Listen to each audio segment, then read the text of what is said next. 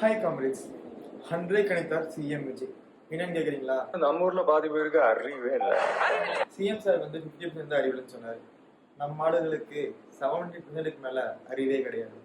இதுல பெரிய கொடுமை என்னன்னா, இன்னும் நிறைய பேருக்கு இந்த ப்ரொடெஸ்ட் ஏன் நடக்குதுன்னு கூட தெரியல. நீட் பேனுக்கு நீட் ஃபேர் பேன் கூடி அதை எப்படி தெரியும்? நம்ம ஜனநாயகன் மூவி செலிப்ரேட் பண்றதுலயும் பாலபிஷேகம் பண்ணி பட்டாசு வெடிக்கிறதுலயும் பிஸியா இருக்காங்களே.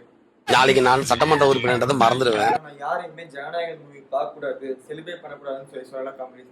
இப்ப நடந்துட்டு இருக்க சிச்சுவேஷன்ல எது அவசியம் எது அனாவசியம்னு சொல்லி தெரிஞ்சுக்கணும். ஆடம்பரம் நம்ம யாரை மடக்கணும்னு சொல்லி கேள்வி பண்ணி இத்தனை நாளா சிரிச்சுக்கிட்டு இருக்கோம். அத்தனை பேரும் மொத்த உயிரை கொடுத்து போராடிட்டு இருக்கானுங்க, எக்ஸப்ட் தமிழ்நாடு.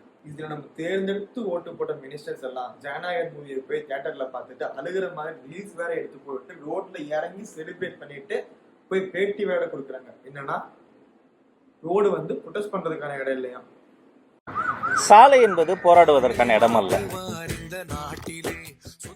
மக்கள்லாம் இந்த ப்ரொடெஸ்ட்ல கவர்மெண்ட் கிட்ட உயிரை பணைய வச்சு பாடிட்டு இருக்காங்க. ஆனா நீங்க தியேட்டர்ல உட்காந்து ரீல்ஸ் எடுத்துட்டு இருக்கீங்க.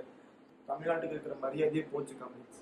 அமீர் சார் கரெக்டா சொல்லியிருக்காரு காம்ரேட்ஸ். ஜனநாயகத்தை காப்பாற்ற ஒரு சில கூட்டம் போராடி இதே வேளையில் ஜனநாயகம் திருப்பதை காப்பாற்ற ஒரு கூட்டம் இதுவரை கூட்டம் ஆனா இந்த கூட்டம் யாரெல்லாம் ஜென்செட்டை பார்த்து ஒன்றுத்துக்கும் ஆகாதவன்னு சொல்லிட்டு இருந்தாங்களோ அவங்க எல்லாம் இனிமேல் ஜென்செட்டோட ஹிஸ்டரி பத்தி பேசுவாங்க.